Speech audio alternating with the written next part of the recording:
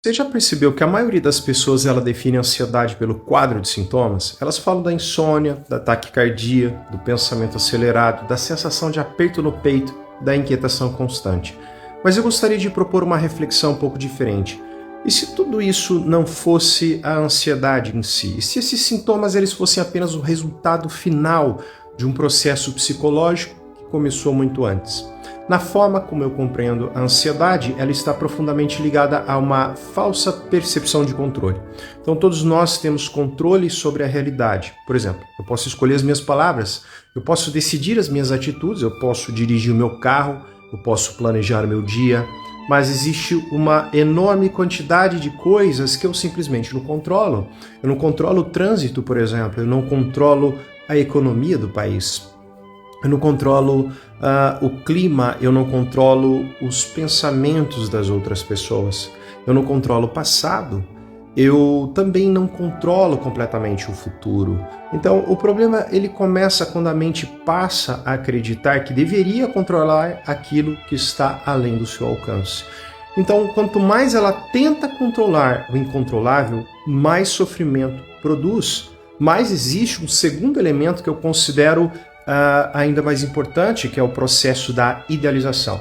O ansioso frequentemente é alguém que vive em comparação permanente entre a realidade e uma versão ideal da realidade. Ele cria a versão ideal de si mesmo, uma versão ideal da carreira, uma versão ideal do relacionamento, uma versão ideal do corpo, uma versão ideal do passado que ele não pode mudar e uma versão ideal, talvez, do futuro. Então, começa a falar consigo mesmo através de expressões como eu deveria ter feito diferente, eu poderia ter escolhido outro caminho, eu deveria estar mais longe, eu deveria ser melhor. Então, perceba que sempre existe o ideal imaginário servindo de parâmetro. E aqui está o grande problema. A realidade ela nunca consegue vencer uma disputa contra a imaginação, porque a imaginação é perfeita, a realidade não. Então, quanto mais a pessoa idealiza, mais ela se frustra. Quanto mais ela se frustra, mais ela acumula dentro de si uma carga emocional que não consegue elaborar adequadamente. Todos nós passamos por frustrações, isso faz parte da condição humana, mas quando essas frustrações se acumulam excessivamente, elas podem acabar encontrando outras formas de expressão e às vezes aparecem no corpo.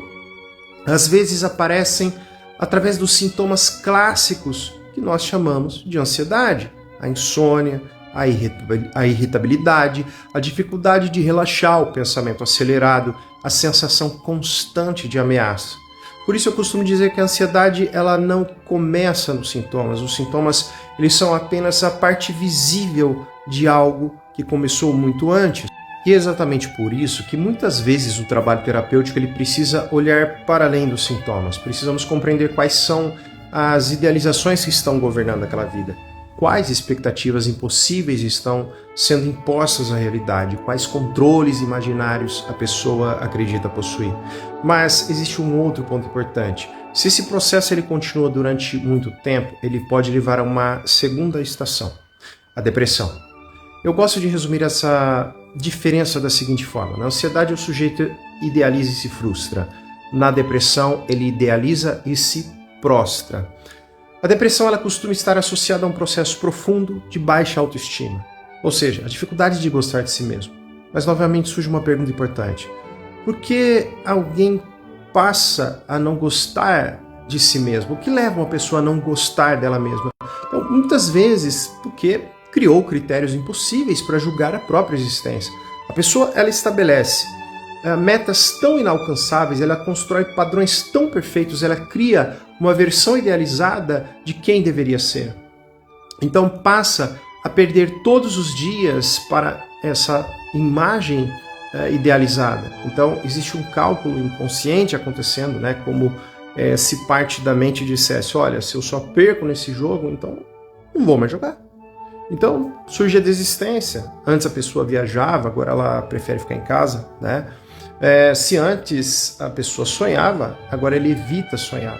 Se antes ela criava projetos, agora ela já não vê sentido. Se antes ela assumia riscos, agora ela prefere não tentar. Então, aos poucos, a pessoa ela vai perdendo o investimento emocional na própria vida, vai ficando apática, vai diminuindo seus movimentos, vai reduzindo horizontes, não necessariamente porque lhe falta capacidade, mas porque acumulou frustrações demais diante dos próprios ideais. Talvez uma parte importante da recuperação esteja justamente em desmontar esse mecanismo, implodir esse mecanismo. Então não se trata de abandonar objetivos, não se trata de desistir dos sonhos, mas de abandonar a exigência de perfeição, a mania de perfeição, deixar de exigir de si aquilo que nenhum ser humano conseguiria entregar.